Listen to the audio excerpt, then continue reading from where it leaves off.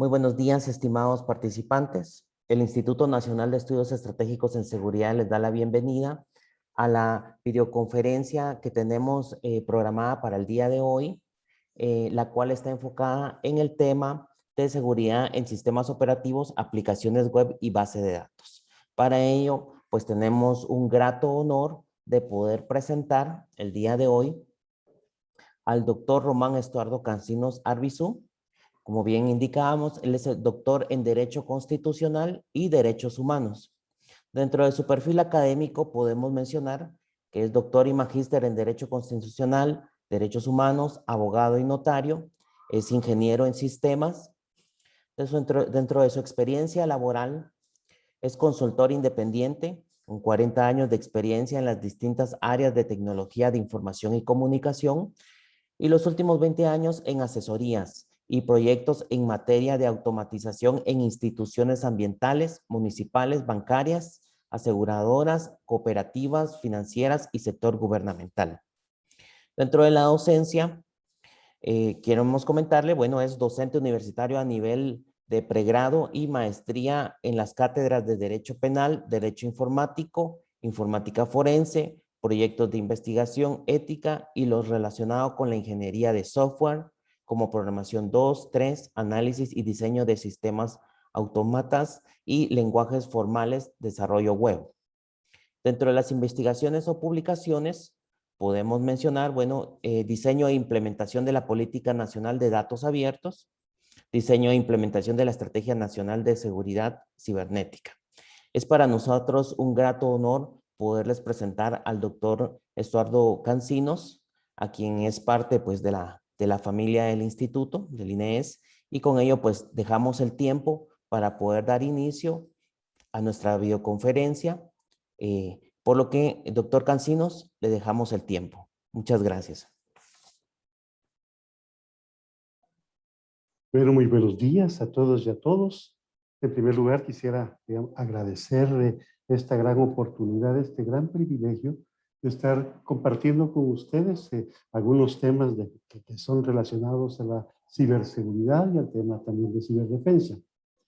Por otro lado, felicitarles a todos. Bueno, en primer lugar, esta iniciativa por parte de Inés de establecer una hoja de ruta de capacitación precisamente a todos los funcionarios que pertenecemos al Sistema Nacional de Seguridad y que definitivamente, digamos, es parte de uno de los componentes más importantes que tiene la Estrategia Nacional de Seguridad Cibernética en función de establecer capacitación y, bueno, informar profesionales que puedan dar aportes en la mitigación de todos los riesgos y amenazas provenientes del ciberespacio. Así que con este agradecimiento y felicitación a todos y de manera, ok, gracias, iniciar video. Aquí está.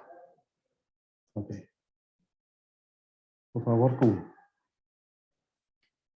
Entonces, bueno, para hablar cuando me invitaron a hablar de esta temática y hablar de temas de seguridad en sistemas operativos, la parte de aplicaciones web y bases de datos, bueno, la primera pregunta era, digamos, cómo estábamos con la parte de la audiencia y me comentan que ya han recibido cursos preliminares y podíamos en cierta forma poder ahondarnos sin ser muy extremistas, algunos temas más que todo de carácter técnico, y cómo podíamos tener, digamos, una perspectiva de la parte de ciberseguridad y ciberdefensa en el contexto, en el ecosistema de los sistemas de información que nacen y se desarrollan dentro de nuestras instituciones.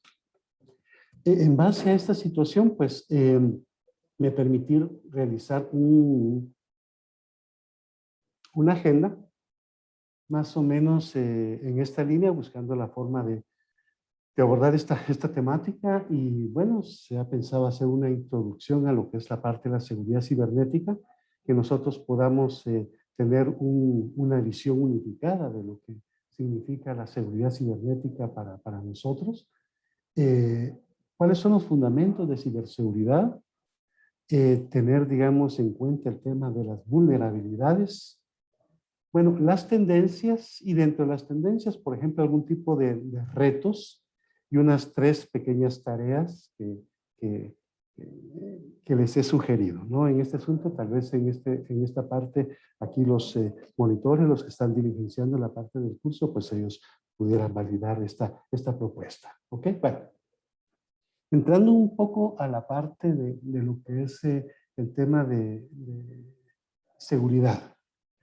En esta parte, creo que sí es de suma importancia el hecho de poder diferenciar qué es la parte de seguridad de la información y seguridad informática. Son 2 temas de las cuales, por ejemplo, en el caso de la seguridad de la información, que podríamos plantear como conjunto de medidas preventivas y reactivas,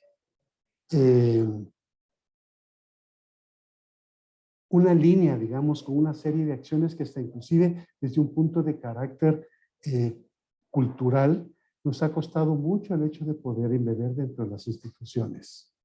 En esta línea, por favor, quisiera que pudieran ustedes enfocarse en esta parte de diligencias y precisamente en el caso de nosotros nos vamos a enfocar bastante toda esta plática de lo que es la seguridad informática. Y básicamente la propuesta, digamos, de concepto podría ser que se encarga de la seguridad del medio informático y según, digamos, varios ponentes, varios expertos en esta materia, la indican que es una ciencia encargada de los procesos, técnicas y métodos que buscan procesar, almacenar y transmitir la información. La seguridad de la información, por otro lado, no se preocupa solo por el medio informático, sino que también se preocupa por todo aquello que pueda contener información. Y bueno, en resumen, en esta línea, esta es la parte del qué hacer y en la línea en la cual vamos a descansar esta plática.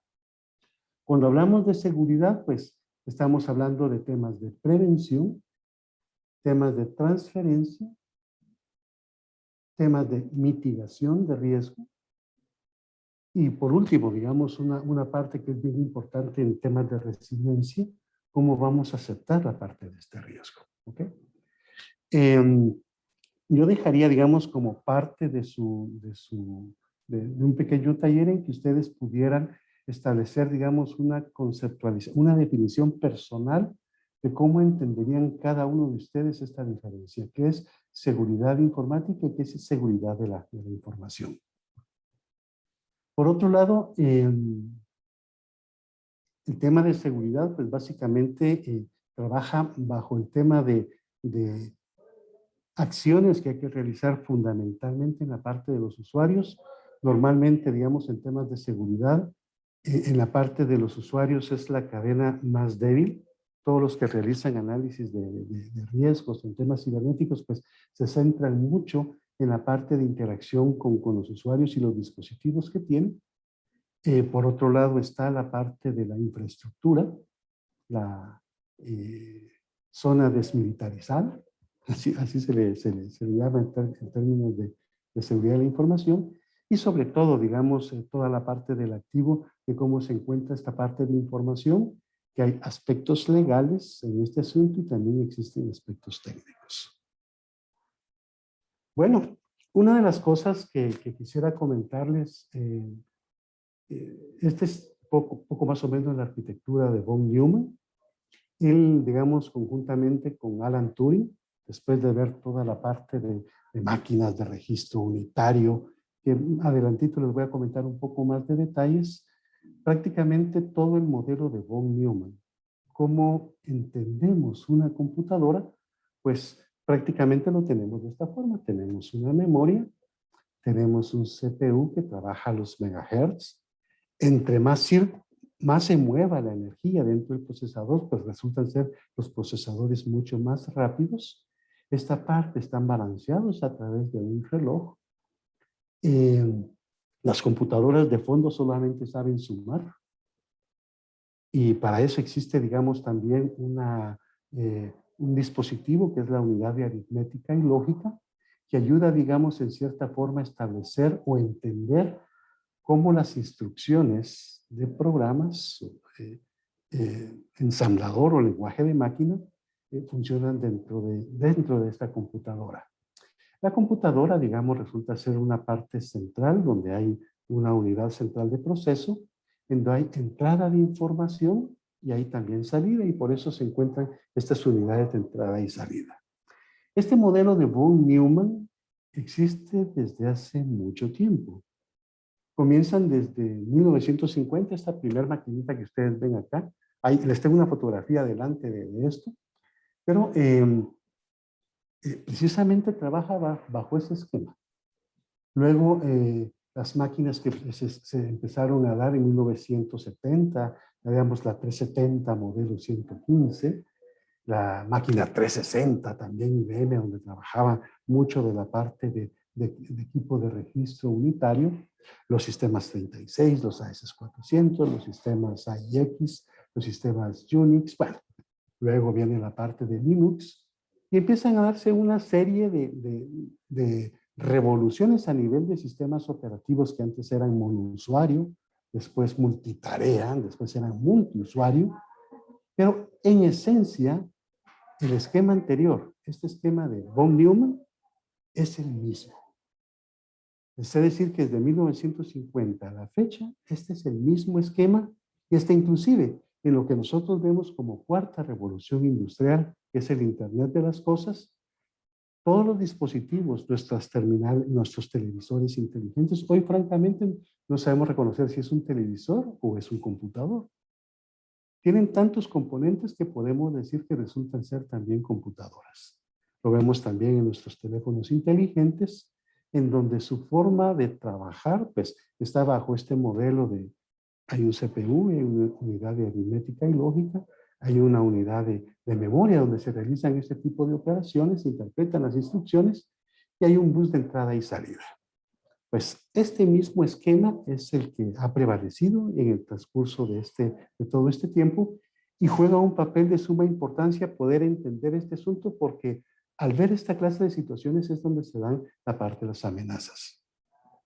El hardware nosotros lo podríamos ver como la parte externa, la parte física de algo que es tangible. La parte de software, pues es una parte virtual. No podemos entender un sistema como de qué color es, de qué tamaño es. Podemos decir que si esto fuera, digamos, un cuerpo humano, podríamos decir que todo el cuerpo es el hardware y el software sería el espíritu. El hardware no sería nada sin la parte del software y bueno, esta es la parte, como les digo, que es intangible. A los profesionales de los sistemas de información les digo, muchas veces nos toca vender aire porque no solamente confían en nosotros que vamos a crear un sistema, pero no lo podemos medir o palpar de una forma concreta como lo podemos realizar con obras físicas. El software está dividido en dos grandes categorías. Por ejemplo, lo que es el software base. Aquí entran todo lo que es software de sistemas operativos con carácter de servidores. Aquí vemos Windows Server, vemos los Linux, vemos Red Hat, vemos servidores Sun, bueno, Solaris. Hay una cantidad de sistemas operativos ofertas que puedan existir en arquitecturas específicas. Entran también en esta línea de la parte de servidor, toda la parte de telecomunicaciones. Juega un papel muy importante. Normalmente, digamos, un concepto que también ha sido muy prostituido es el concepto de lo que es un cliente-servidor. Entonces, dependiendo si alguien es proveedor de bases de datos, pues ha propuesto una arquitectura cliente-servidor muy específica, o si alguien es dueño o tiene, como les dijera, digamos, la altísima presencia en el lado del cliente, podría decir, nosotros podríamos establecer el paradigma también cliente-servidor. Pero aquí la parte importante es que un cliente también necesita un sistema operativo en el cual pudiera trabajar, y esto tiene muchos sabores. Ustedes ya conocen el Windows. Dentro de la parte de Windows ha tenido un desarrollo, pero de verdad para mí muy impresionante. Él con mucho lujo de propiedad se ha dicho soy un sistema operativo universal, porque aparte de que puede funcionar en servidores, no sé si ustedes han escuchado dispositivos como los Raspberry, o hay dispositivos Arduinos, en donde puede funcionar el Windows 10. Entonces dice, bueno, para alguien que desarrolla sistemas, es decir, yo desarrollo algo que pueda funcionar en distintas plataformas, ha sido siempre un sueño, y en ese lado Microsoft ha tenido, digamos, un papel muy importante. Sin embargo, digamos, también está la línea de Linux, que es un sistema operativo que ha tenido mucha preferencia también en la parte de servidores. Casi toda la parte, la mayoría de los servidores en Internet están bajo esta línea. Dentro de Linux hay una serie de sabores, de marcas, distintos distros para esta situación, pero digamos, está dentro de la parte de Linux también la parte de tener software del lado cliente. Tan es así que la parte de Android, pues es un mini Linux, podríamos decirlo de esa forma, y bueno, yo creo que todos hemos tenido algún tipo de relación con este sistema operativo, y también está en toda la parte de Apple, de iOS, de Leopard. Bueno, todas esta clase de sistemas operativos están en el lado del cliente. Los sistemas operativos tienen una función muy especial, y es precisamente establecer normas o protocolos ergonómicos que permitan al usuario una interacción muy fácil con el sistema operativo. Como por darles una idea, ustedes en su computadora personal realizar una copia de su disco hacia su USB, pues simplemente lo arrastran con su mouse y tapada la marimba. ¿Ok? Son casi 75 operaciones que implican mover información de un lugar a otro. Esta parte, digamos, esta interacción es el sistema operativo el que nos hace esta ayuda.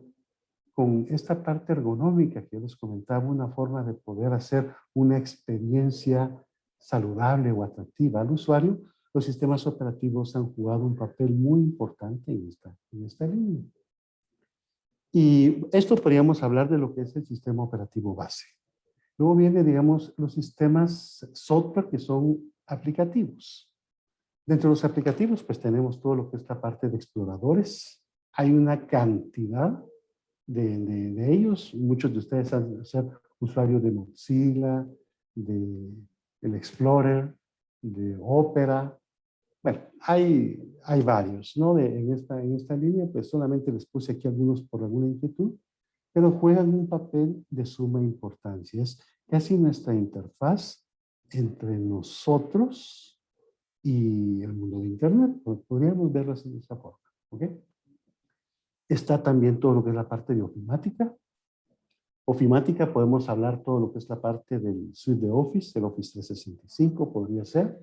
Podría ser, digamos, el LibreOffice en el caso de sistemas open source, que son muy buenos, pero digamos hay distintos kits, hasta inclusive Google, muchos de nosotros podemos utilizar creación de documentos y tener un suite de ofimática instalado en nuestras máquinas. Esto creo que ha sido uno de los grandes aportes también importantes desde la forma de cómo ver la parte, este modelo cliente-servidor.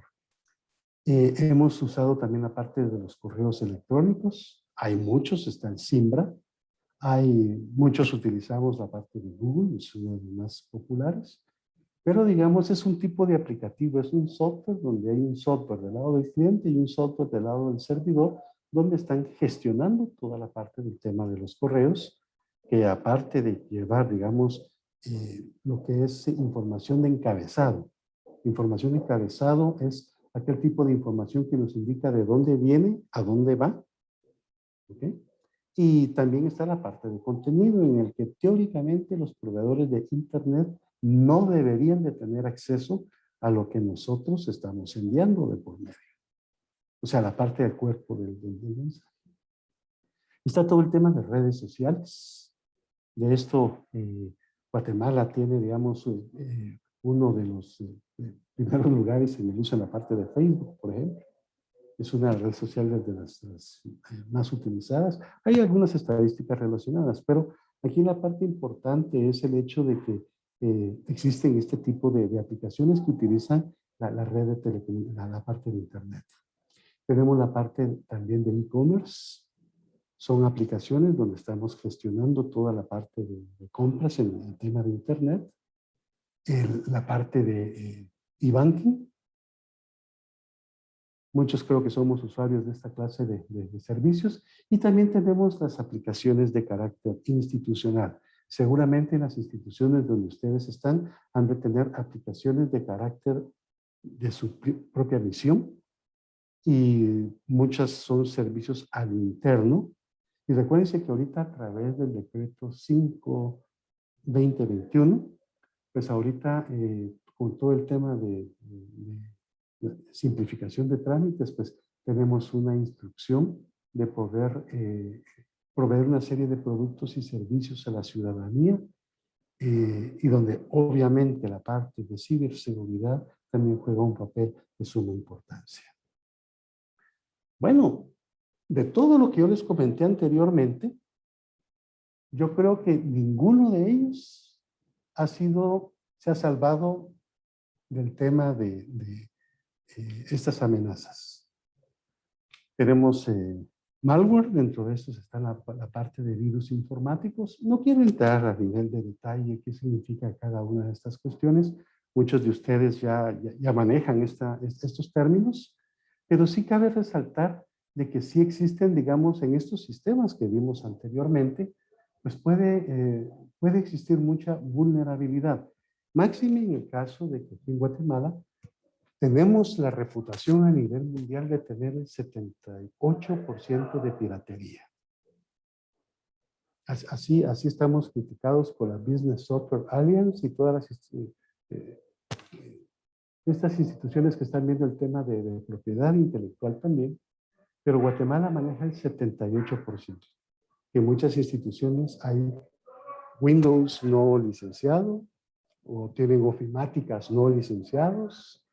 No sé, algunos herramientas de la parte de programación o sistemas de información geográfico, etcétera. Pero digamos, el tema del ransomware, el tema de secuestros, ya sea de máquinas o de datos, pues simplemente el WannaCry, por ejemplo, este es un tipo de malware que simplemente se filtró solamente funcionó en máquinas de equipos Windows. Pero digamos, resultó en aquellos sistemas operativos que no actualizaban sus parches de seguridad. Entonces, normalmente el software que es pirateado o hackeado, llamémosle así, pero muchas veces se le dice no está enviando esta clase o no recibe actualizaciones. No actualice porque esta situación podría descubrir el hackeo de la máquina. Y al no tener esta parte, pues resulta, digamos, máquinas que son susceptibles, en primer lugar, a ser secuestradas o puedan servir como medio también de algún ilícito. ¿Okay? Bueno, este es básicamente este asunto. Me hubiera encantado tenerlos a ustedes face to face, como para poder, si alguno de ustedes ha tenido algún tipo de experiencia de cómo, digamos, a través de un correo electrónico o a través de haber abierto un PDF o al haber abierto una imagen o simplemente nos indicaron de que existe, digamos, un registro X para algún tipo de servicio. Recuérdense que se dio mucho este asunto en la parte de, ahorita con el tema del COVID. Hasta inclusive el mismo Banrural, alguien hizo una página exactamente igual para estar robando toda la parte de información de usuarios. Toda la parte de phishing. Pues no sé si alguno de ustedes ha tenido algún tipo de experiencia. Y saben qué es lo peor aún, que muchas veces somos víctimas y nosotros tampoco lo sabemos, como en el caso de una botnet. Nosotros venimos, podemos descargar X aplicativo, de repente tenemos un aplicativo no licenciado y por alguna razón existen puertas traseras. Y en estas puertas traseras, pues simplemente se coloca algún tipo de software, pero nosotros sin saberlo, podríamos estar, digamos, realizando un ataque de denegación de servicio a X lugar, a X sitio. Y nosotros muchas veces sin saberlo, nosotros simplemente vemos que nuestra máquina está trabajando por atrás, utiliza recursos de disco y de memoria, y sin saberlo. Posiblemente también podamos ser parte de una red de pornografía infantil, en donde nuestra máquina esté alojando fotografías sin que nosotros lo sepamos y alguien las esté vendiendo. Entonces, existe, como les comentaba, digamos, muchas amenazas, digamos, en esta línea, muchas vulnerabilidades que pueden entrar a través de estos distintos tipos de aplicaciones que vimos. Luego viene, digamos, aquí una parte que sigue siendo un tema, pero bastante importante, que es el tema de autenticación.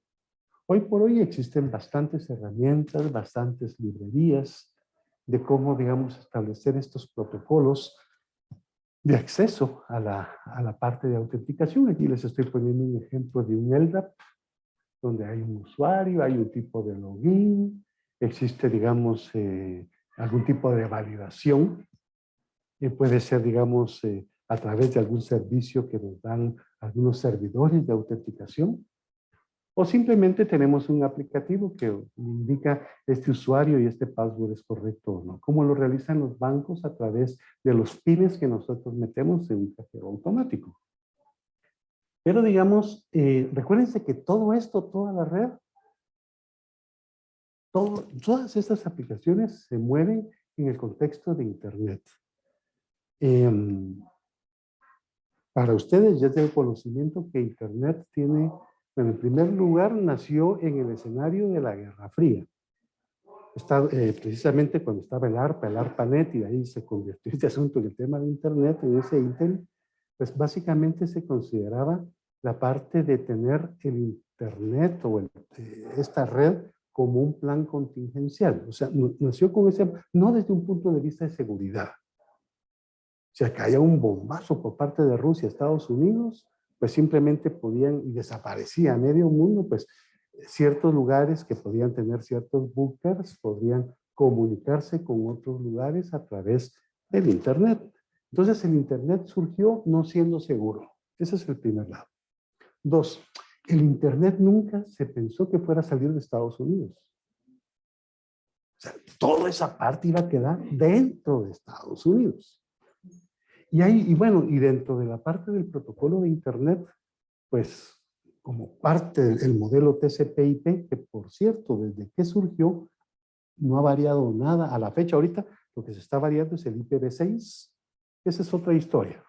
Pero es el único cambio a nivel, que enmarca, digamos, la capacidad de poder direccionar a más usuarios. Pero el TCP/IP, el convencional de fondo, desde 1960, desde que fue creado a la fecha, pues no ha cambiado nada. Entonces, bueno, y agreguemos otra parte adicional, este tema de poder conocer las famosas direcciones IP. Existe alguien, como ejemplo ICANN, que es una institución bien importante, que asocia los nombres de dominio a las direcciones IP. Pues, ¿ellos cómo registran algo? Pues simplemente con una carta o una declaración jurada de buena fe indicando yo soy Román Cancinos y yo quiero tener un www.romancancinos.com. Ah, ¿y usted es Román Cancinos? Pues sí, bueno, me lo crean. Entonces, esa parte de tema de autenticación tampoco fue creado en esa línea. Y ICANN, digamos, surgió y sin mayor, que les dijera, protagonismo en esta línea, pues ha creado un montón de dominios y convertirlos a direcciones IP específicas simplemente con un requerimiento de buena voluntad. Esta parte, digamos, ha hecho que el tema de autenticación sea posiblemente, digamos, uno de los temas más importantes que pueda requerirse en la parte de temas de ciberseguridad. Aquí en Guatemala, desde el año 2008, ya muchos de ustedes ya lo conocen, desde el 2008 tenemos esta ley para el reconocimiento de las comunicaciones y firmas electrónicas. De acuerdo a esta ley, cualquier cosa que nosotros digamos en WhatsApp, en un correo, en un Twitter, pues debe tener consecuencias legales. De acuerdo a este decreto, por favor, para los que no lo hayan leído, pues denle una repasadita. Y es un documento en el cual Guatemala está apostando por los documentos electrónicos. Intenta fomentar también la parte del comercio electrónico y para ello establece dos tipos de identidad. Uno lo que se le llama la firma electrónica y la otra es la firma electrónica avanzada. En dos platos, la firma electrónica, pues normal, es simplemente, digamos, el tipo de usuario y contraseña que podrían manejar sus instituciones o sus bancos. Los bancos podrían agregar ciertos dispositivos como tokens que pueden generar números aleatorios o alguna forma de poder garantizar que la persona dice ser quien es a través de esta transacción. Hay quienes, por ejemplo, existen algunos bancos que envían un mensaje que dura 1 minuto, que se lo envían al teléfono que uno registró. Y bueno, buscan la forma de establecer este tipo de tokens, algunos de carácter artesanal o algo, pero son los mismos bancos o las mismas instituciones las que podrían autorizar o no el acceso de alguien. Una firma electrónica avanzada, pues es igual que una firma no convencional, con la única diferencia que vamos a tener un proveedor de certificados. Hay un tercero que va a indicar que la persona dice ser quien es y que ha enviado tal y tal documento y ese documento no ha sido violado a través de ciertos procedimientos de hash o encriptación o determinación, digamos, del ADN que pudiera tener, digamos, ese documento. Con todo esto, digamos, verdaderamente se ha creado un tipo de infraestructura legal que promueve este tipo de cuestiones y de verdad ha sido muy lenta la parte de la implementación de esta ley. Para mí es un gran aporte precisamente para la construcción de la identidad digital. Y qué bueno que se esté retomando este tipo de cuestiones. Y ahorita creo que con esta parte de implementación de simplificación de trámites, ahorita con el tema del COVID, que ha hecho que la gente no llegue a la parte de las instituciones, pues debe de existir, digamos, algún tipo de alternativas como esta para poder facilitar esa clase de operaciones. Bueno, vamos a hablar de una serie de mecanismos que existen en la parte de seguridad informática. Antes, como les digo, de hablar de estas temas de seguridad informática, a nivel de detalle, yo creo que sí juega un papel de suma importancia el poder ver cuáles son, digamos, acciones que pudieran estar relacionadas en esta parte. Una de ellas es la parte del respaldo de información. Créanme que muchas veces se considera este tipo de situaciones o planes de seguridad a quienes se realizan porque si no lo hacemos la Contraloría va a dar algún tipo de hallazgo. ¿Okay? Muchas veces se realiza un poco en esa línea, pero de fondo, ¿qué pasa si en realidad secuestraran la información? ¿O qué pasa si de repente se dañan nuestros servidores, ya sea sea parte dolosa o puede ser, digamos, a través de un hecho natural? ¿Podría suceder ese tipo de cuestiones? Bueno, no solamente, y muchas veces los consideramos como el pago de un seguro médico o el seguro de un vehículo, que muchas veces venimos, lo estamos pagando y nunca pasa nada. Y después de 10 años que estuvimos pagando este asunto, pues nunca pasó nada y decimos, ¿será que tiré el dinero a la basura o qué pasó? ¿No? Muchas veces estos planes van un poco en esta línea. Pero digamos, estas actividades de hacer un respaldo de información, establecer un horario estratégico también para realizarlo. No sé si ustedes lo han, me imagino que ya todos lo han visto, por ejemplo, su backup del WhatsApp, creo que está programado automáticamente a las 2 de la mañana, donde se supone que estamos durmiendo, pues, y se realiza este tipo de actividades sin que nos demos cuenta. La otra parte es, aparte de que estemos realizando estas copias de seguridad, bueno, ¿quién tiene acceso a esas copias? ¿Tenemos control de esos medios? Este es otro de los temas que juega, digamos, un papel de suma importancia. Hay quienes hacen sus backups en la nube. Hay quienes dicen que la nube es bastante segura. Hay otro grupo que dice que no. Hay quienes dicen, bueno, yo vengo, hago mis copias y las voy a meter a una guía de seguridad de banco. Hay quienes lo realizan de esa forma. Hay veces que son tantos los volúmenes de información que se preguntan, bueno, ¿valdrá la pena revisar, comprimir esa información y encriptarla también? Bueno, este tipo de acciones que estamos hablando son muy de largo plazo y para ello también existe, por ejemplo, el tema de lo que son actualización de sistemas, las bases de datos conforme van, o sea, todo el cambio de versionamiento, tanto en sistemas operativos, de todo lo que vimos anteriormente, software cliente, software servidor, van surgiendo ciertos cambios, muchos para facilitar la interacción con el usuario y muchas veces también para mejorar los aspectos de seguridad.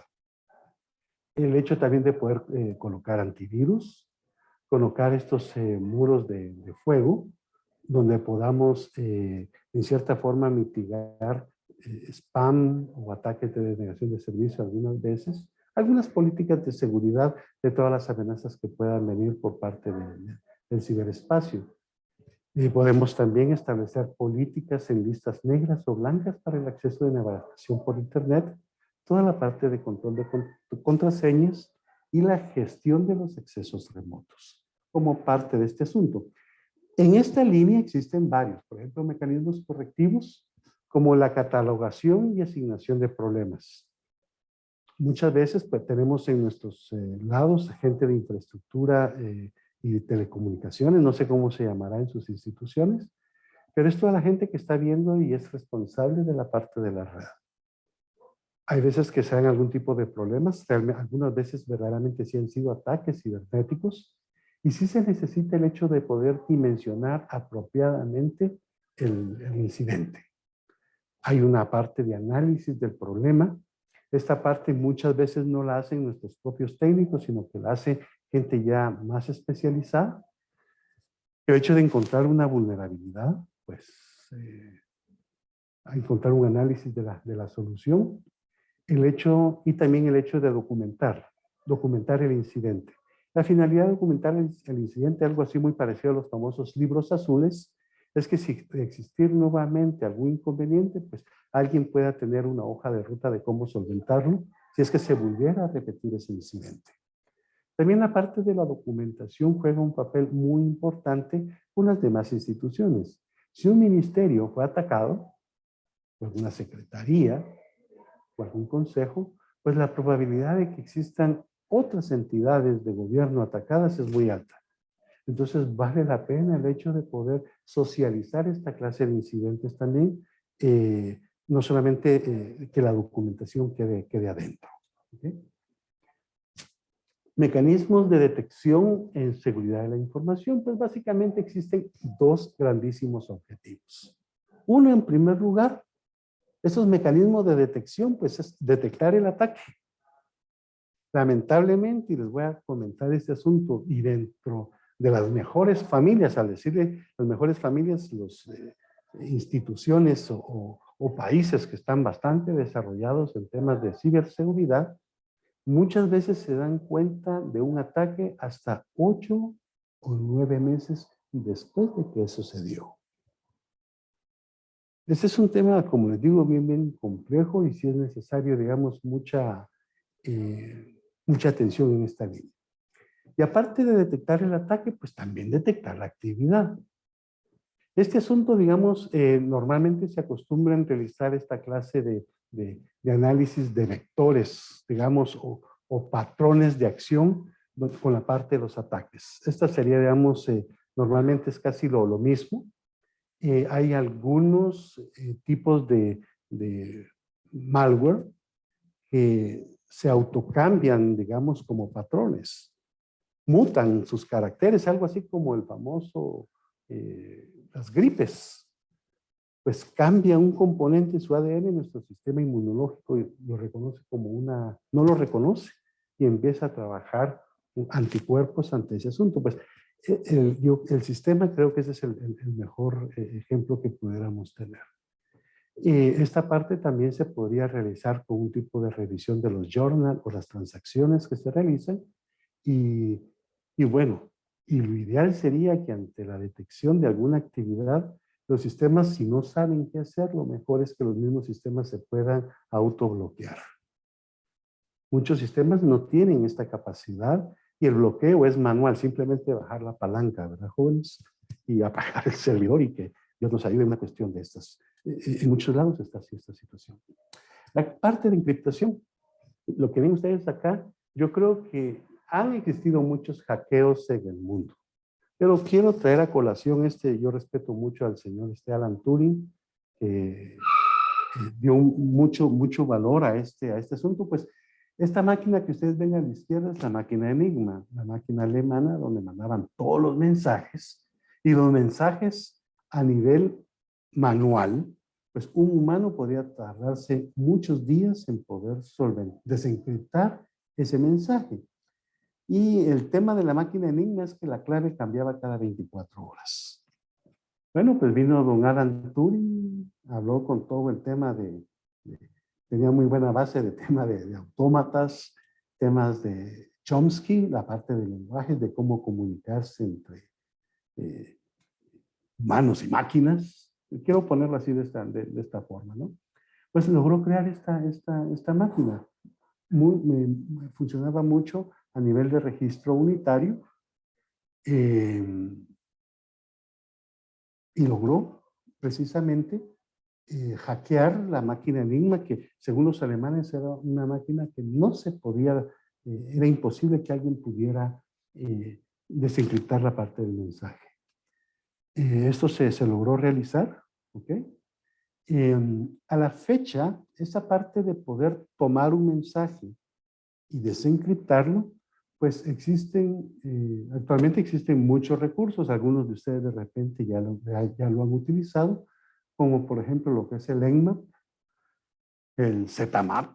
Hay varios software que sirven en primer lugar en el área de sistemas de información como para saber cómo está su red, qué nombres están. El Nmap tiene muchas funciones. Ojalá, digamos, en el transcurso de este curso ustedes puedan tener, digamos, alguna experiencia, un taller de poder hacer este escaneo de redes. Pero la idea es simplemente pinchar la parte de comunicaciones. Esta es la idea. Y saber qué es lo que está pasando en medio.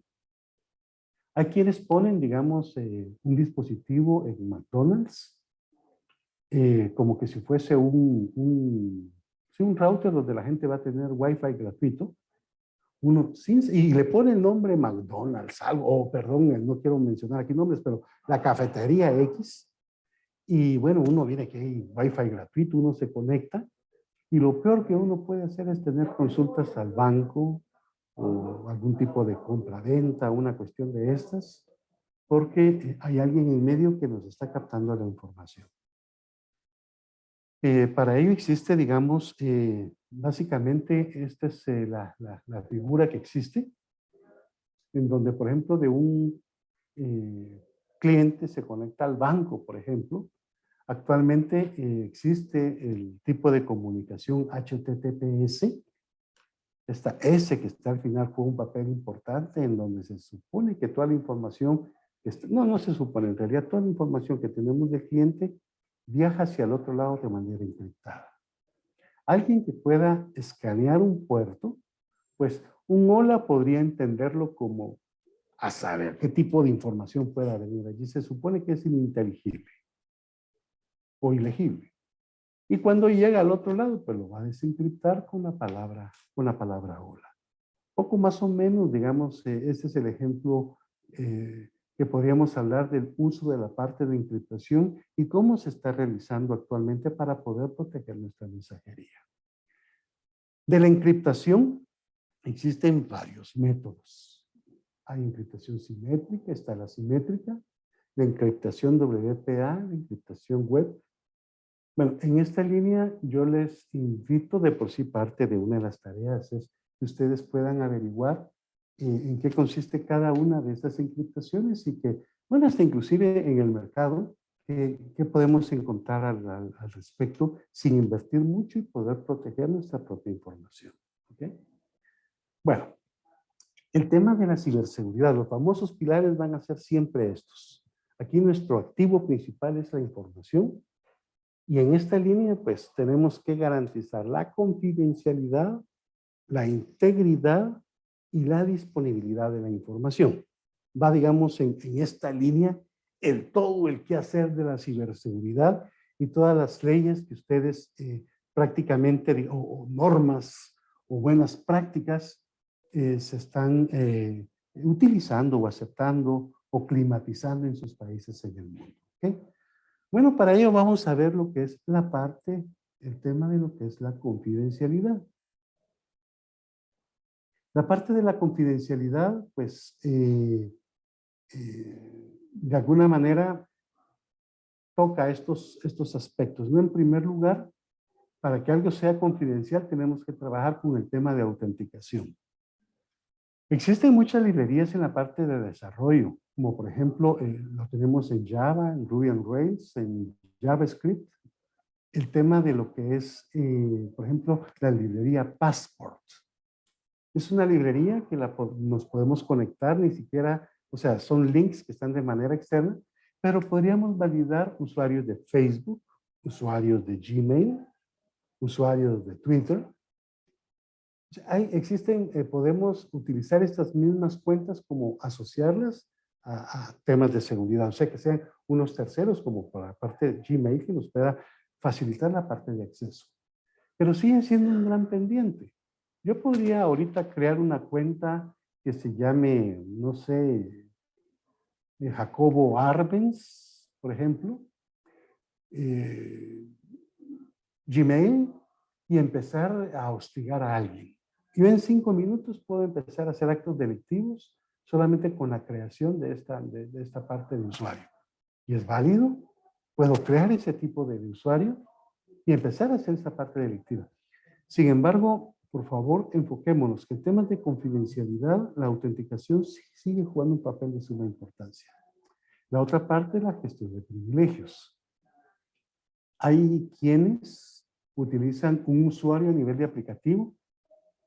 El usuario es el aplicativo el que controla los roles de la persona.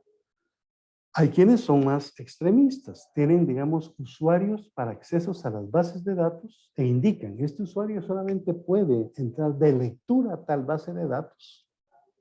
Respetar un poco el tema del decreto 57/2008, todo lo que está en el artículo 9, que es información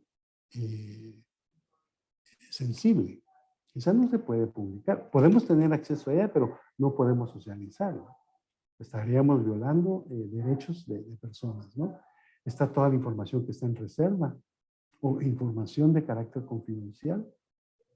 Este tipo de cuestiones ha hecho que existan estas políticas, inclusive a nivel de tutor de bases de datos, para evitar que la gente pudiera tener, digamos, acceso a esta clase de información.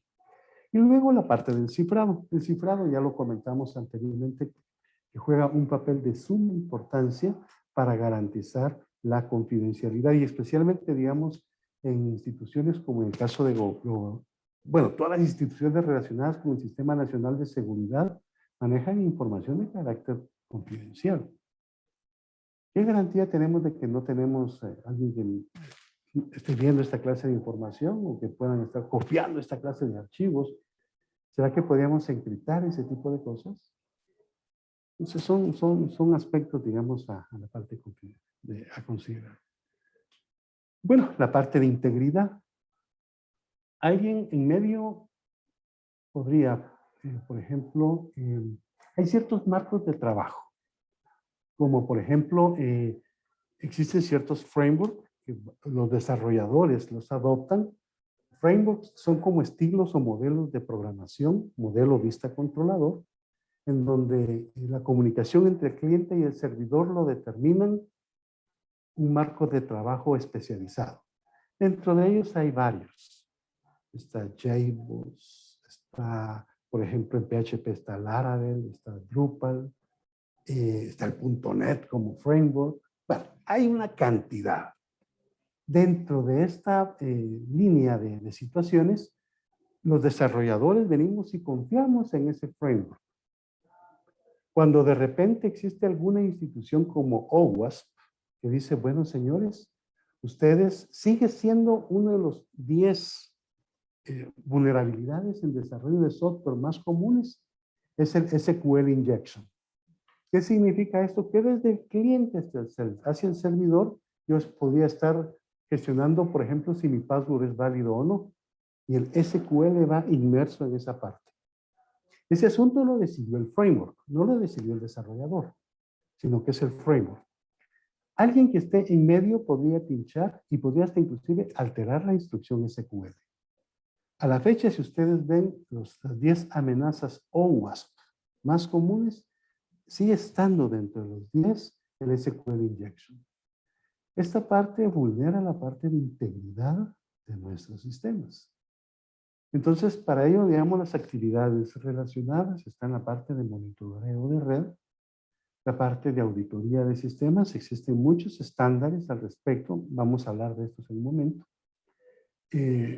¿Cómo se está revisando la parte de gestión de cambios en los aplicativos? Hay algunos lugares donde tienen la parte de desarrollo y antes de ponerlo a producción, existe en medio algo que maneja la calidad, o sea, el área de QA. Pues tienen ese tipo de cuestiones y establecen, son muy meticulosos en la parte de poner algo que viene de desarrollo en la parte de producción.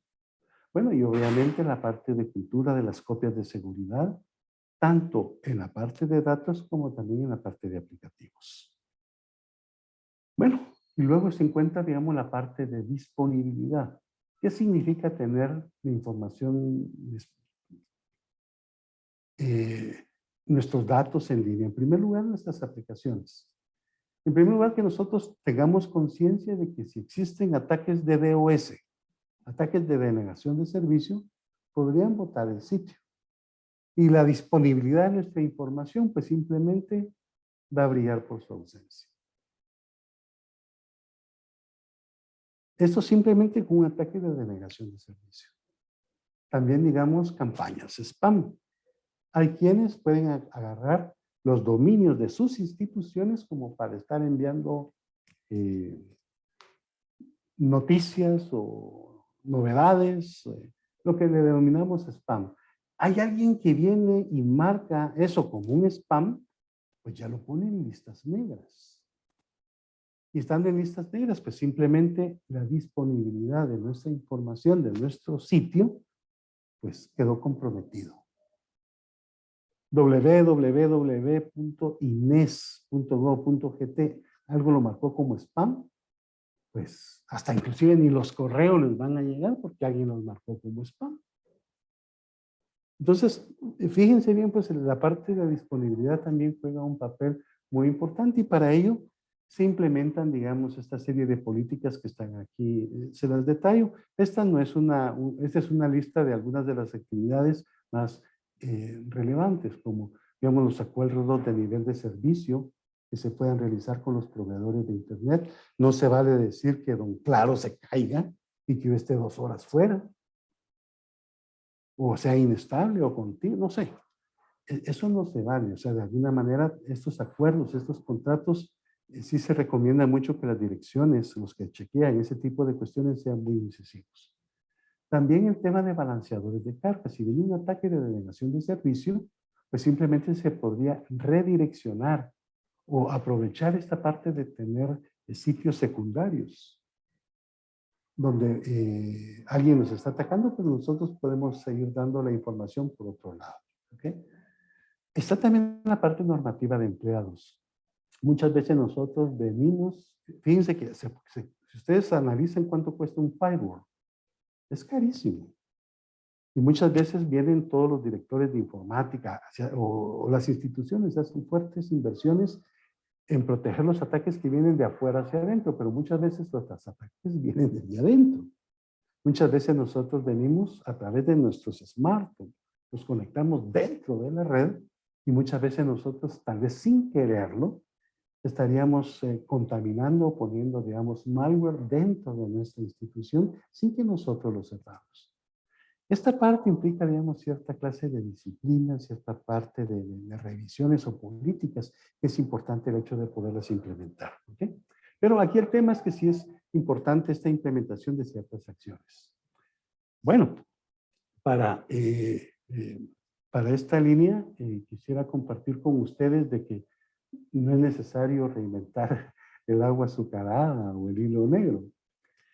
Fíjense que desde 2013, y de acuerdo a la cantidad de ataques que ha tenido, digamos, Estados Unidos en temas de ciberseguridad, pues el presidente Obama requirió, digamos, al NIST, que es el Instituto Nacional de Estándares y Tecnologías, el hecho de poder trabajar, digamos, un documento, inicialmente estaba para la parte de infraestructuras críticas. Normalmente, digamos, los ataques que vienen de otros países, para otros países, digamos, buscan la forma de atacar sus infraestructuras críticas. Pues ellos, no quiero entrar en detalle, pero trabajaron 16 áreas, el tema es agua, la parte química, la parte de bancos, etcétera. Pero establecieron, digamos, una serie de políticas que pudieran trabajar con este tipo de situaciones. Y de verdad que a la fecha, digamos, es un modelo de ciberseguridad, por lo que yo he escuchado y he leído, digamos, en muchos países, Estados Unidos cuenta, digamos, con una propuesta, pero muy, muy, muy completa en materia de ciberseguridad. Esto ha hecho que todas las naciones estén viendo este framework o marco de trabajo de ciberseguridad, el propuesto por el NIST. ¿Ok? Este tenía como objetivos, pues, fundamentalmente identificar cuáles son las normas de ciberseguridad existentes. Hablar, por ejemplo, es que existe la norma ISO 27000 y ahí tenemos una serie de estándares que nos puede servir para el tema de ciberseguridad. Muchas veces hasta suena fácil decirlo, pero implementar esas normativas es bien complicado. Bastante complicado. Y a raíz de este asunto, pues han surgido esta clase de propuestas, no solamente de identificarlas, sino que cuáles puedan ser implementables, que no sean tan complicadas el hecho de poderlos realizar. El hecho de especificar brechas de alta prioridad para los cuales se requieren esos mismos estándares, ¿de acuerdo? Y luego, cómo crear o construir estos planes de acción para poder implementar estos planes de acción para reducir estas brechas. ¿Okay? Para ello, digamos, el NIST establece, digamos, una estructura de este framework, que es el core, framework core, lo que es la parte de tiers o capas, ¿ok? Y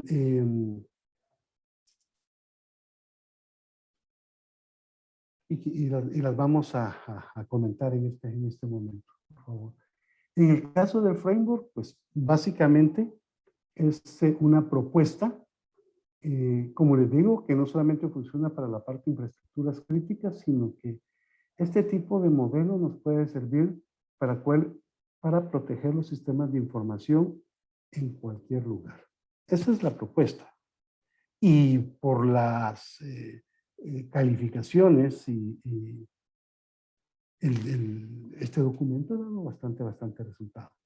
Se habla de 5 grandes funciones. Solo permítanme.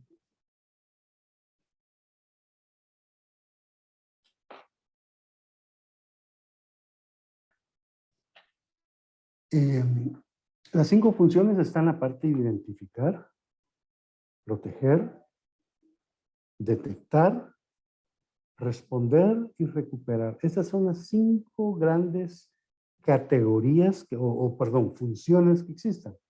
Estas funciones están desarrolladas en 23 grandes categorías. Y estas categorías están formadas por 108 acciones distintas o subcategorías. A final de cuentas, dentro de todo esto, la institución tal vez la más cimentada o la más fortalecida, no sé, por darles una idea, aquí en Guatemala podría ser la SAT o Ministerio de Finanzas, Ministerio de Gobernación, y varios ministerios, digamos, deberían de tener esta clase de subcategorías. Quiero comentarles que existe la resolución de Junta Monetaria, la 50-2020.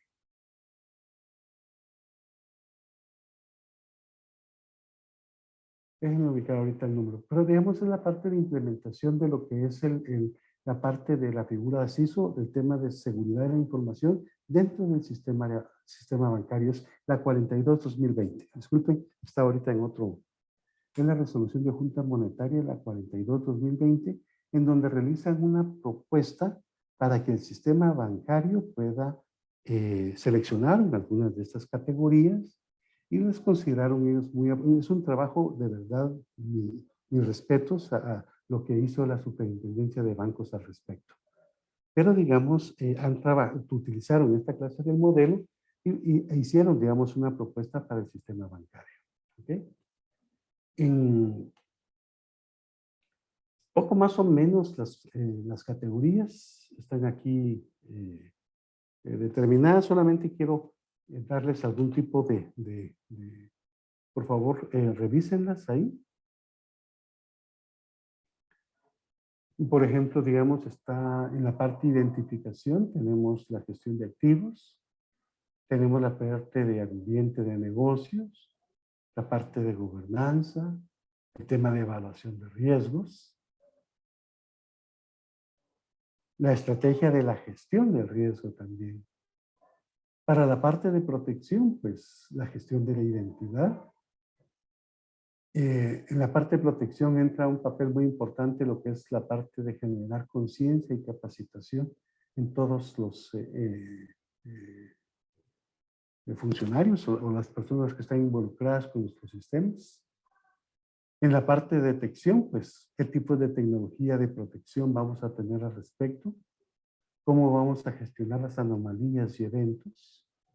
En la parte de respuesta, pues, no sé, hay que hacer una planificación de respuesta, el tema de comunicaciones, cómo hacer nuestro esquema de análisis, el tema de mitigación. En la parte de recuperación, pues, planificación de la recuperación. Aquí fue un papel los sistemas de alta disponibilidad que estábamos viendo anteriormente, la parte de mejoras y obviamente la parte de lo que son las comunicaciones. Trabajan también, digamos, a través de 4 grandes niveles. No es una calificación de nivel de madurez de ciberseguridad de cada quien. De por sí la Estrategia Nacional de Seguridad Cibernética tomó el modelo de calificación de riesgos de una universidad y ahí planteaban 5 grandes categorías y dentro de ellas bastantes detalles donde había una calificación del 1 al 5. ¿Okay? Así se construyó la estrategia. Pero en este caso del modelo de este framework de ciberseguridad, pues aquí la idea es hacer una especie como de preguntas a cada una de las instituciones para conocer cómo se encuentra en temas de ciberseguridad. Si el nivel 1 es, por ejemplo, que es tipo parcial. 2, por ejemplo, algunas acciones a través de riesgo informado. Nivel 3, repetible. Nivel 4, todas las acciones en función de adaptación. El nivel 4, digamos, es el nivel más alto. Y este sería, digamos, una especie como de calificación que se realizaría a cada una de las instituciones. Como les digo, es un tipo de ponderación donde se analizan el proceso de gestión de riesgos, donde habría una calificación del 1 al 4. Todo el programa de gestión integrado de riesgos, si existe, pues también del 1 al 4. Y la parte de participación externa. ¿Cómo está, digamos, el tema de colaboración ante temas de ataques que podamos tener en temas de ciberseguridad? Por otro lado está la parte de los perfiles. Los perfiles es el hecho de poder determinar, digamos, que humanamente cada institución o, digamos, cuáles son las fuerzas, tanto humanas como financieras, de poder establecer, digamos, un perfil de ciberseguridad en cada institución. La idea es establecer, no podemos llegar a un 100, pero sí cuáles podrían ser los elementos necesarios que pudiéramos tener para esta protección de sistemas operativos, de bases de datos, de la parte de clientes, hasta qué nivel nosotros queremos llegar. Pues básicamente de esto se trata la parte de los perfiles. El NIST ha tenido 5 versiones. La última, solamente por favor de referencia, es la versión 1.1. Y han sido 5 grandes cambios trascendentales en función de la mejora. Se reitera que muchos de los cambios están en función de que estas subcategorías puedan ser alcanzables. Ese es el mayor reto. ¿Okay? De acuerdo a la Organización de Estados Americanos, se necesitan estos 7 pasos para poder implementar un esquema de ciberseguridad o de protección en cada una de las instituciones. Y así, digamos, los 7 pasos que nos plantean es, en primer lugar, priorizar y determinar el alcance. Lo que yo les comentaba anteriormente, poder determinar la parte de lo que son los perfiles que pueda tener la institución en la que nosotros laboramos.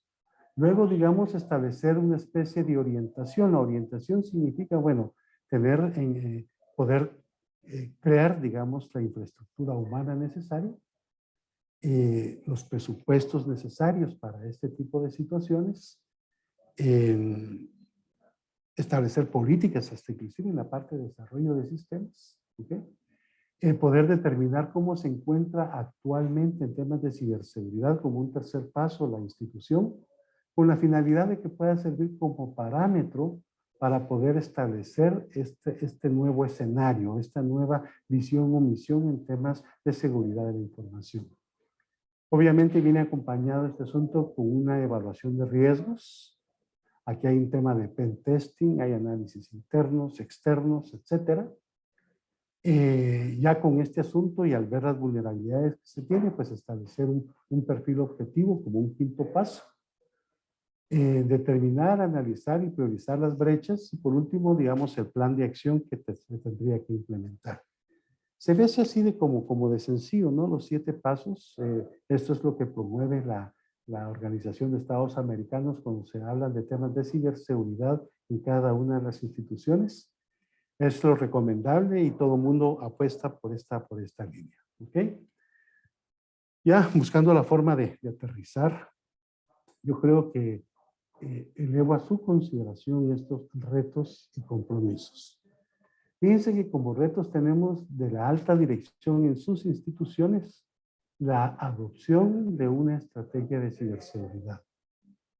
Yo creo que esta parte de seguir estos 7 pasos, yo creo que jugaría un papel muy importante. Creo que es sumamente necesario y creo que se puede hacer poco o nada si nuestras autoridades no están en esta línea. Ok, yo creo que mucho de este asunto es plantear la necesidad de poder tener una hoja de ruta en esta línea. 2, el tema de cultura del riesgo organizacional. Este es uno de los grandes pendientes que tenemos. Y hago la pregunta, ¿cuántos de ustedes reciben algún tipo de capacitación en temas, por ejemplo, de uso de USBs, el hecho de poder sacar información, ya sea en reportes? ¿Qué tanto cuidado tenemos con ese tipo de situaciones? Si hay políticas como para poder conectar también los dispositivos dentro de la parte de la red, realizar las copias de seguridad, no solamente a nivel de cliente, sino que también a nivel de servidor, aunque a nivel de servidor he sabido que existe esta presión por parte de la Contraloría General de Cuentas, ¿verdad? Ustedes como parte de garantizar la continuidad de servicios en la institución. Y por último, y es aquí donde, digamos, los felicito a ustedes, porque ustedes están en esta parte se están sumando a los activos de recursos humanos aquí en Guatemala de personas que se están especializando en ciberseguridad y en ciberdefensa. No solamente es poner normativas, sino que también esas normativas tienen que ser vigiladas. Y bueno, y esa vigilancia pues tiene que ser por personal capacitado. ¿Okay? Y yo les invitaría, digamos, tal vez como una fórmula de poder entrarle a esta parte de tema, haber abordado este tema, creo yo, desde un punto de vista un poco más holístico, el hecho de saber de que existen esta clase de 108 subcategorías o situaciones que podríamos nosotros desarrollar para implementar un marco de ciberseguridad en las instituciones que nosotros laboramos. No tenía sentido poner cómo se configura un firewall, cómo se configura, digamos, un tema de protección de puertos en las bases de datos, o cómo cerrar puertos, inclusive, por favor, lo dejo también un tema para protección dentro de sus hogares, el control parental, si ustedes tienen hijos o sobrinos, pues ellos, o sea, utilizan el internet tal vez mucho mejor que nosotros, pero en ellos hay bastante riesgo, hay adultos que se hacen pasar como niños y tenemos todo el tema de lo que es el grooming. Tengamos mucho cuidado al respecto. Si tenemos proxies en nuestras casas, pues cerremos la mayor cantidad de puertos, los que no se estén utilizando, quitémoslos, porque pueden haber vecinos o alguien que pudiera estar accesando a nuestra red interna dentro de casa. Esto lo hablo, como le digo, más de carácter personal. Pero los invito, les he dejado un documento donde está la versión del NIST. Esa versión la encontré en español para poderla compartir con ustedes y yo creo que las autoridades del INE se las van a hacer llegar en su oportunidad. Y la idea es hacer una revisión, despertar en ustedes esta inquietud de cómo podríamos abordar este asunto y les reitero mi felicitación por ser parte de este grupo de profesionales expertos en la parte de ciberseguridad y ciberdefensa. ¿Ok? Yo elevo a su consideración estas tres tareas que me las sugirieron, digamos, como parte de la parte del contenido de esta clase. Bueno, en primer lugar, se recuerdan que hablamos de que existen determinados tipos de encriptación. Hay quienes utilizan hash, hay hash 256, hay SHA-1, hay varios tipos. Pues la idea es que ustedes puedan realizar una investigación de qué tipos de encriptación existen, dónde los podríamos utilizar, y créanme, seguramente les va a servir enormemente para poder facilitar o garantizar que la comunicación sea bastante segura entre ustedes. ¿Ok? Pero sí, por lo menos podríamos ver qué tipos de encriptación y dónde los podríamos utilizar. Fíjense que hace poco me llamó la atención un sistema operativo a nivel de cliente, que es el QBES.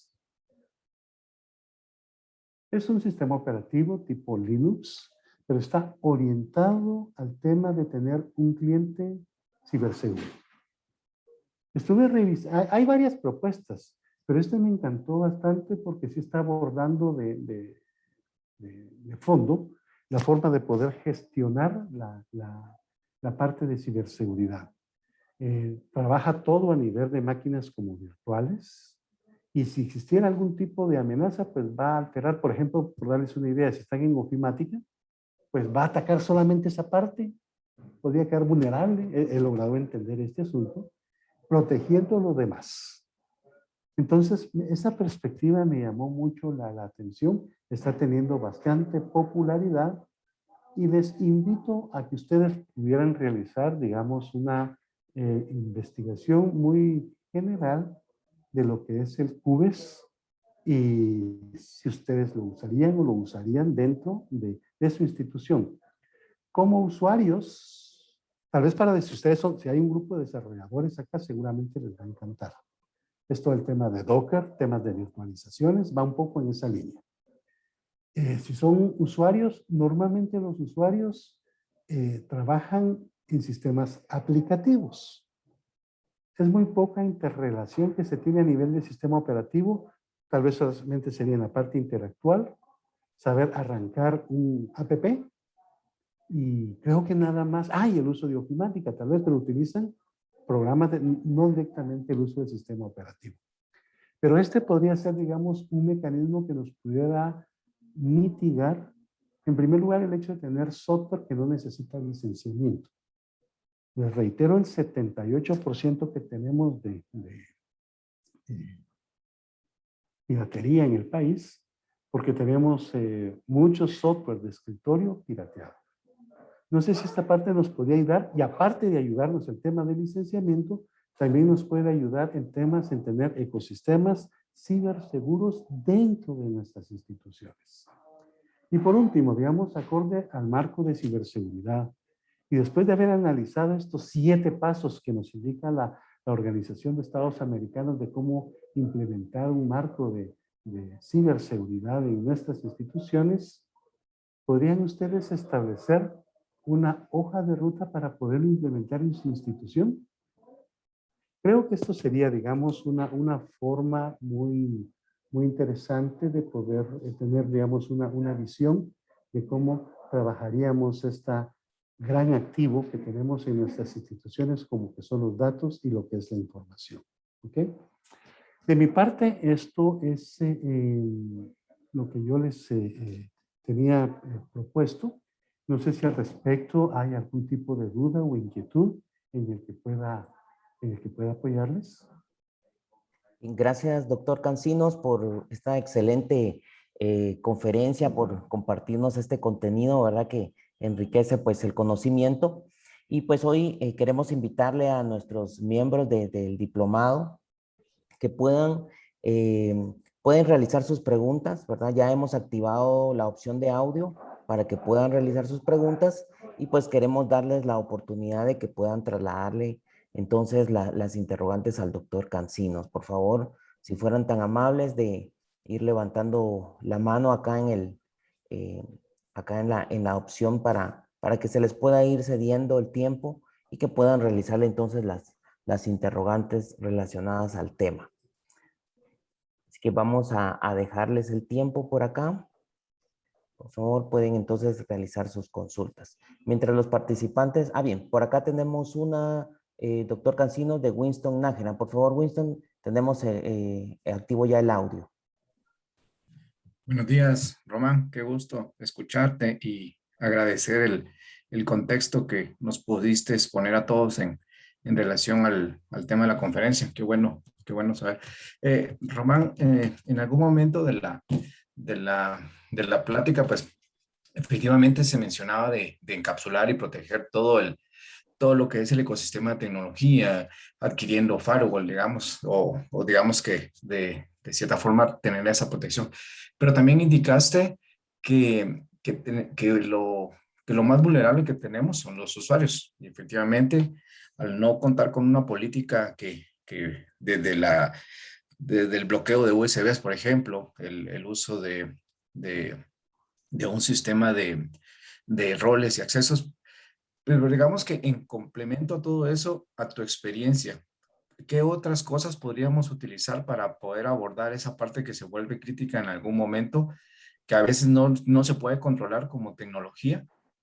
Y a tu experiencia, ¿qué habías detectado? Y también mencionaste el uso de un sistema operativo, que me parece bastante interesante. En mi caso, como medio de aporte, quería agregar los escritorios virtuales, los que normalmente se trabajan en nube, que prácticamente podríamos tener una analogía como la creación de máquinas virtuales, pero en este contexto que también nos permitiría poder utilizar la forma de mitigar. Pero sí me pareció interesante. Muchas gracias, Román. Agradezco mucho tu atención.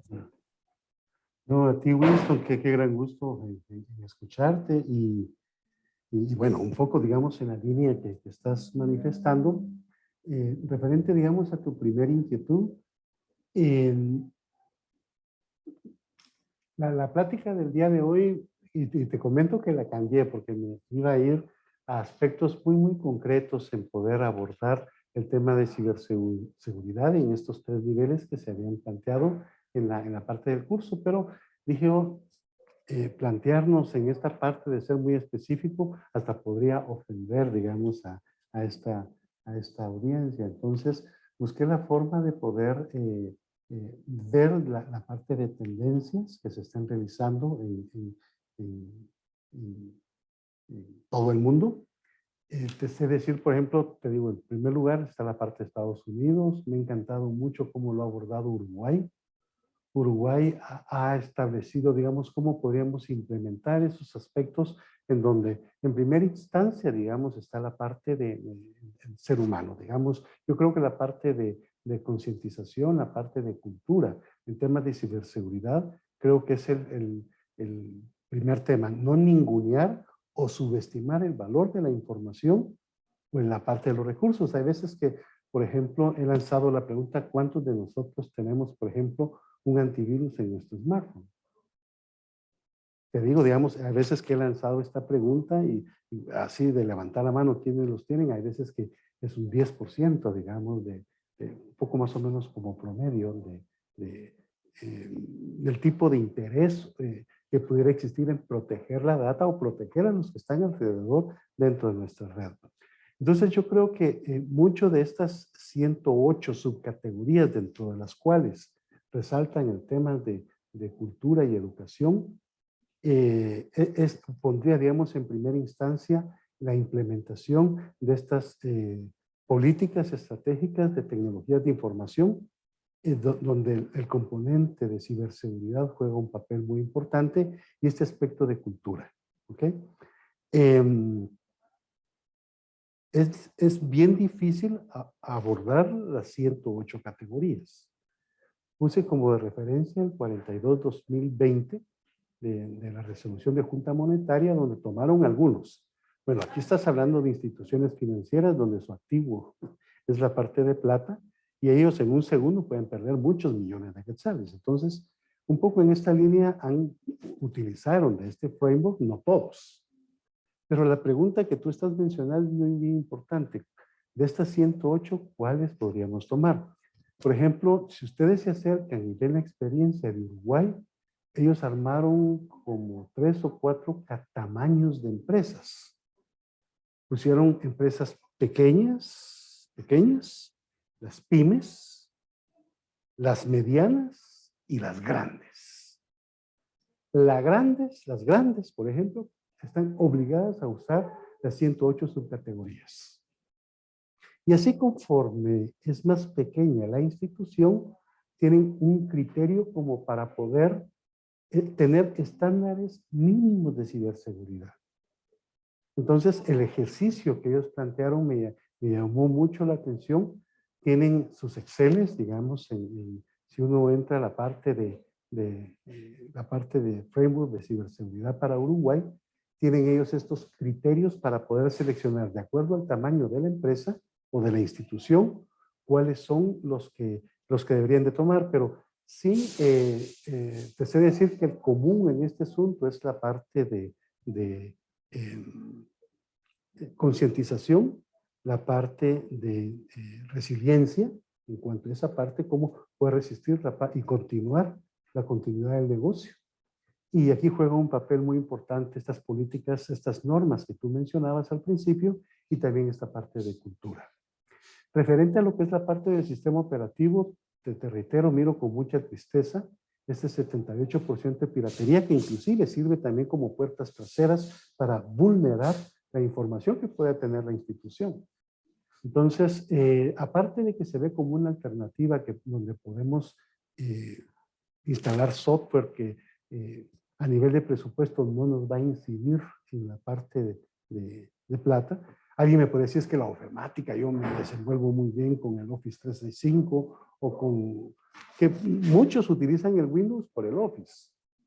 Están otras alternativas, yo creo que es temas también de capacitación, pero de alguna manera tenemos que quitarnos a nivel nacional esta visión internacional de tener el 78% de piratería y la idea de proponer este software va un poco en esta línea de buscar la forma de mitigar este indicador, pero también me llamó la atención que está orientado a la parte de ecosistemas ciberseguros en el lado del cliente.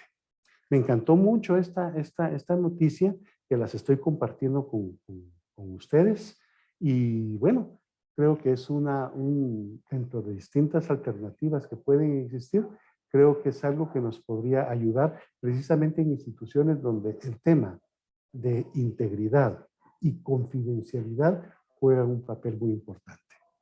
Muchas gracias, ingeniero Nájera, por sus preguntas. Muchas gracias, doctor Cancinos. Perdón, ingeniero Nájera, ¿le damos el tiempo?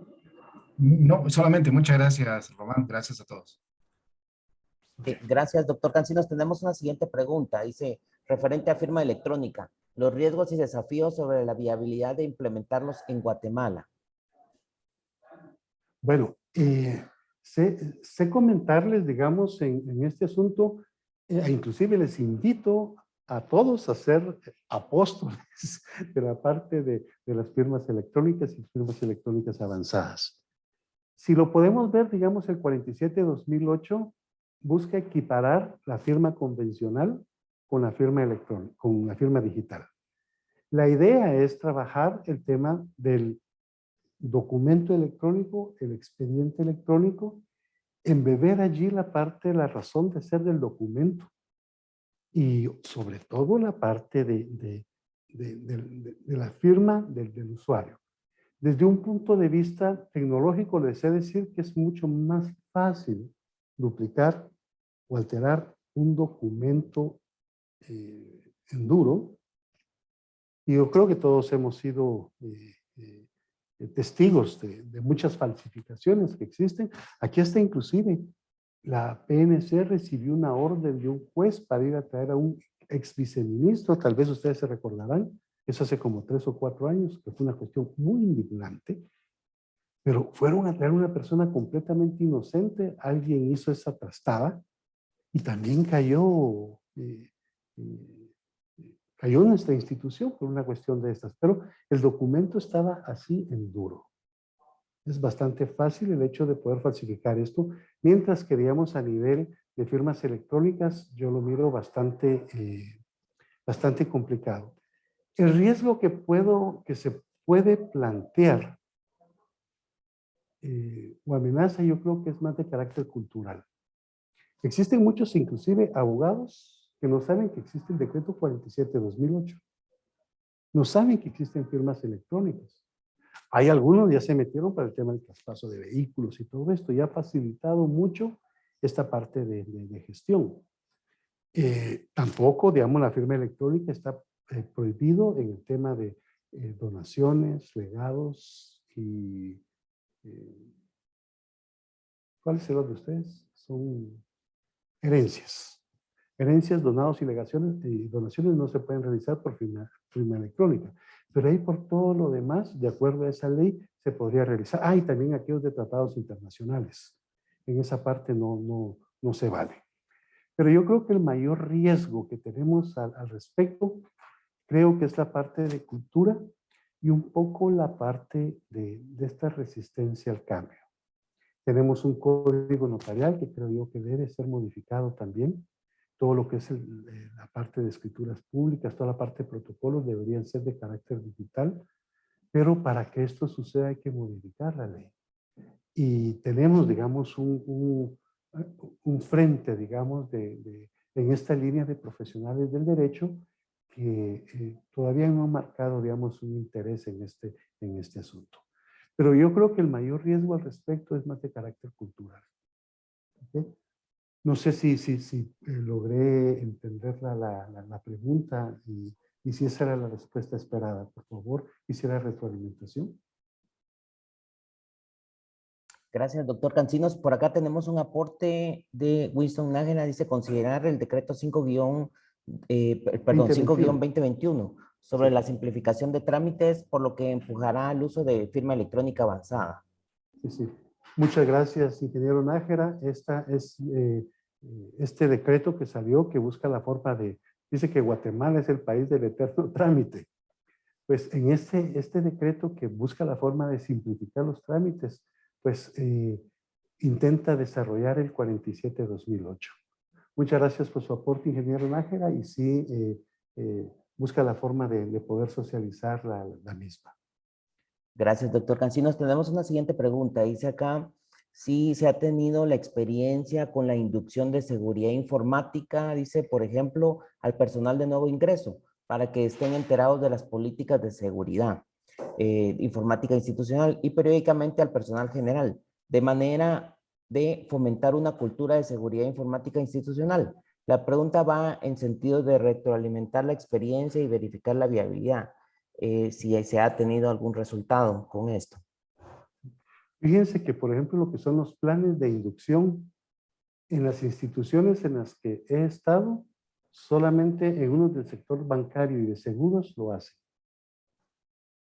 En otras instituciones de gobierno, por ejemplo, que esa es la parte, te soy franco, que yo sepa, la SAT creo que tiene un periodo de incubación a la gente y habla sobre la parte el valor que tiene la información. Pero, ¿qué te dijera? Son casos muy aislados, no es parte de una política y muchas gracias por haber tocado esta temática. Yo creo que en esta línea debería ser obligatorio esta parte de dentro de los cursos de inducción que se acostumbra en la parte de recursos humanos, embeber allí la parte de ciberseguridad. En el Estado serían muy pocas excepciones y la constante es decirles que no es así. Por lo menos aquí en el Ministerio de Gobernación existe, cuando se asigna una clave de usuario, pues va acompañado de un reglamento donde se le responsabiliza, no puede cambiarlo y se establecen algún tipo de acciones en este tipo de situaciones, pero es cuando el usuario tiene algún tipo de relación con el sistema y allí es donde se establece esta normativa. Pero el punto es que sí debe de existir una cultura a nivel general de poder establecer estos niveles de inducción. Pero como les digo, digamos, a nivel de experiencia personal, no es una constante en todo el Estado. Y sería de verdad genial dentro de estos planes estratégicos de tecnologías de información poderlos poner como una política dentro del área de recursos humanos. Muchas gracias por el aporte. Nuevamente, doctor Cancinos, le agradecemos por esta disertación que contribuye al conocimiento. Nuestros participantes pues han abordado una serie de preguntas de mucho interés y que han contribuido desde formar la cultura dentro de una institución para prevenir y contrarrestar riesgos sobre ciberseguridad, ¿verdad? Lo que comentaba usted también referente a los cuidados tanto en el uso de dispositivos electrónicos personales, institucionales, y pues todo esto nos lleva a poder ir fortaleciendo el conocimiento y poder tener los cuidados en prevención, ¿verdad? De que podamos en algún momento tener un ataque a nuestra institución o bien tener un ataque por medio de algún dispositivo personal a nuestras cuentas bancarias, correos electrónicos o algún robo de información.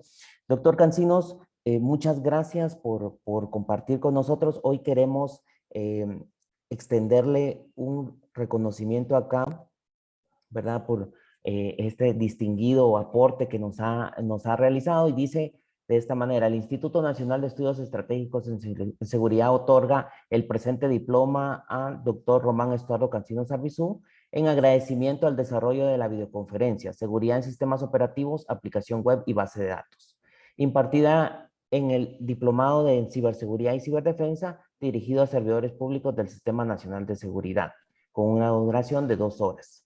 Está firmado por nuestro director general del INEES, el magíster Jorge Francisco Girón Mendizábal, y nuestra encargada temporal de la dirección académica, la magíster Claudia Victoria García García. Muchas gracias, doctor Cancinos, por esta disertación. Nuevamente reiteramos que es parte de nuestra familia acá del INEES y pues agradecemos este tiempo con el cual contribuye a la formación del personal del Sistema Nacional de Seguridad y pues todos aquellos que estamos conformando este diplomado.